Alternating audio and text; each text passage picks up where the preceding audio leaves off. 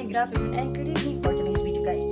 Samahan niyo ako magluluto tayo ng almusal, tortang talong, at sinangag. Samahan niyo ako, let's go! Thank you everyone for the love and support for Miss Ashi. Hi guys, so ayun na nga, magluluto na tayo ng talong. Itotorta na natin ito. Ihawin po muna natin. Let's go! Guys, so ito na nga po yung talong. So ayan, ihawin na natin siya muna kasi magtotorta nga po tayo. Hugasan na natin siya. So let's go! Buksan na natin yung apoy. So wala nga lang screen. So automatic lang po dito yan. Direct ko lang siya ilalagay dyan. Yan. Hanggang sa maihaw po siya. So yan, buksan natin yung apoy. Yung. So yan, balikan natin siya mamaya. Hanggang sa masunog. Maluto po siya sa pamamagitan na ihaw. So yun, balik-baliktarin lang po natin hanggang sa maluto na po yung kabilang side. Balik-baliktarin lang natin.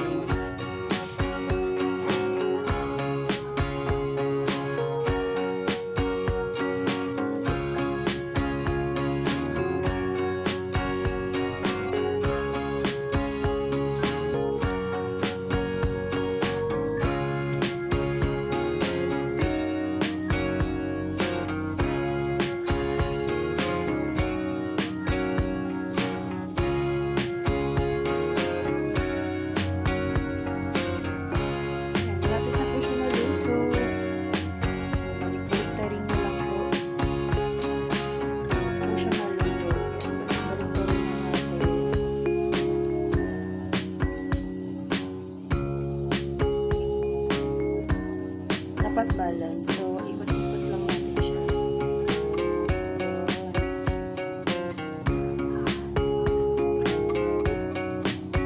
Wala kasing screen, kaya dinirect ko na po sa kalan. Ashing! So, ayan.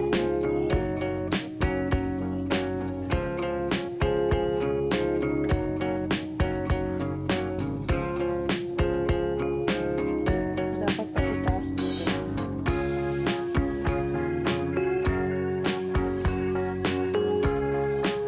So yun na nga po, after natin maihaw, babalatan natin to talong na inihaw natin at syempre isa-isay natin, titignan natin kung mayroon bang mga uod sa loob. So ayan, ready ko na rin po yung itlog.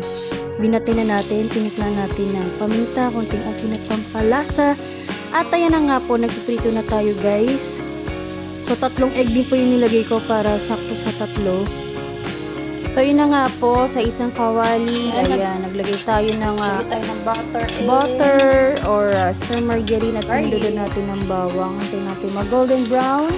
Una po sobrang sunog, no? At ayan, sinulod ko na ang kanin na dinurog po, no? At ayan, makita nyo, ang sarap. Siniplahan din natin yan ng konting asin at pampalasa na magic-sarap.